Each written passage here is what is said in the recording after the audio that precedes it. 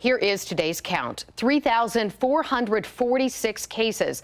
That is the highest number of cases we've seen in one day since early February. And taking a look at our moving average, we're now up to about 2,500 new cases a day on average. And those numbers are climbing. One key indicator in our COVID fight is hospitalizations. Take a look at this graph here. These are COVID-19 patients here in our region. You are seeing how cases have increased in recent weeks. 10 TV's Gabriela Garcia joining us with an update from health leaders tonight. Gabby.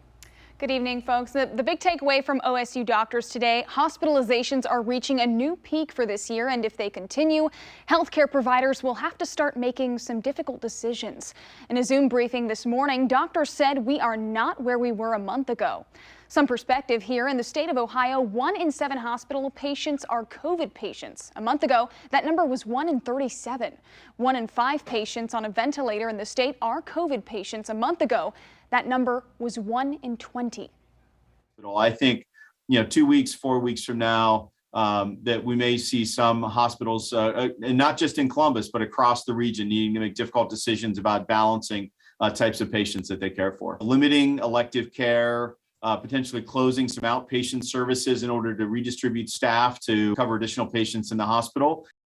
Dr. Thomas says hospitals and ERs are also seeing a lot more patients with other ailments, people who've delayed care.